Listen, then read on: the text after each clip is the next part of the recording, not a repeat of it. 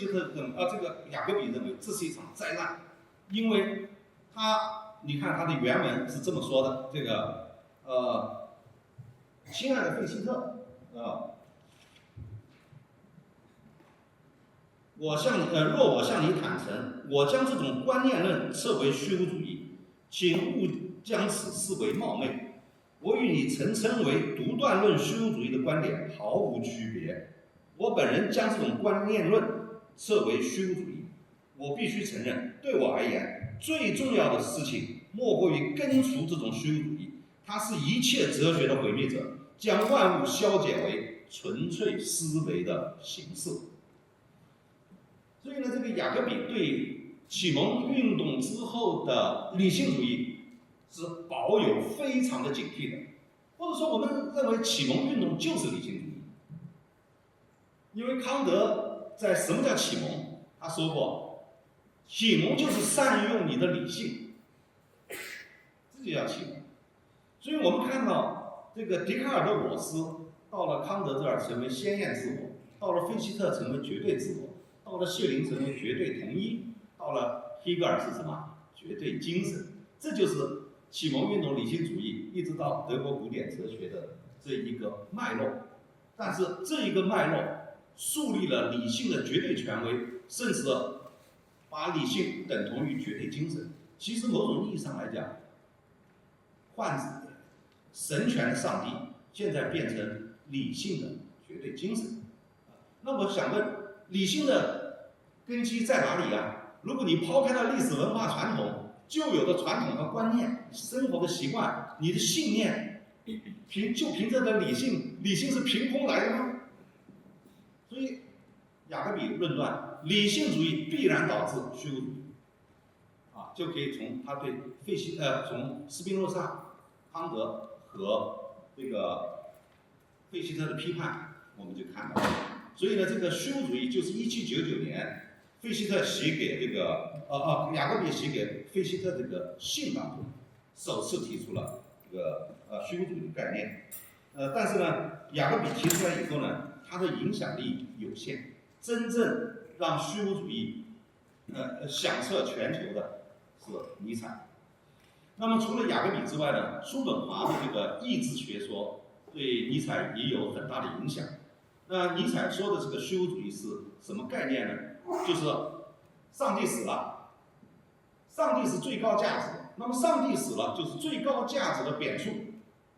最高价值有两个方面，一个是这个柏拉图主义所代表的理念世界，它掏空了我们现实活生生的生活，让我们活在这个理念的本质的那个世界里面。另外一个代表就是基督教精神，基督教精神让我们向往来生来世，然后判定今生今世是不值得过的。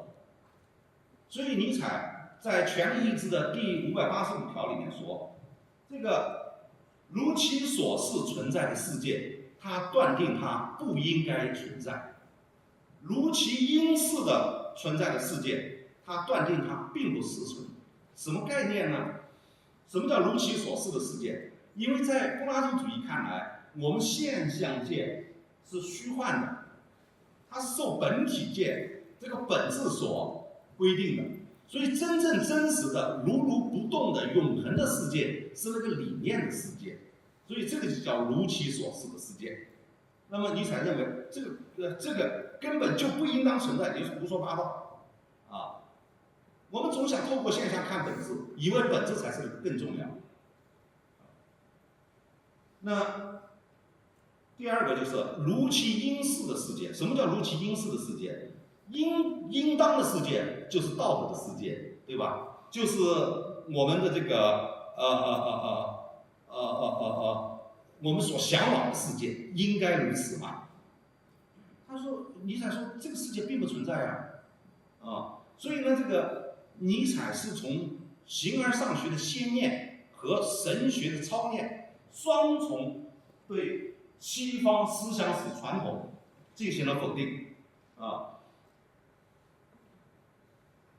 那么，如果这两个形而上学和上帝都被摧毁了以后，那怎么办呢？那就是虚无。所以，当人们不再相信赋予生命意义的基础，比如说上帝本质的世界、真理，那我们就进入了一片的虚无啊。所以呢，虚无主义是尼采的出发点，他就是要解决虚无的问题啊。那么既然最高价值被贬黜了，就是上帝死了，那谁是价值的标准呢？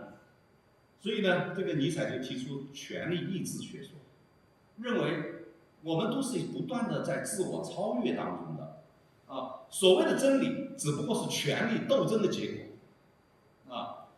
一个新的权力出现的时候，它就会颁布一种新的真理啊。所以的真理是某种意义上来讲，它是权力意志视角下的产物。所以呢，这个思想呢，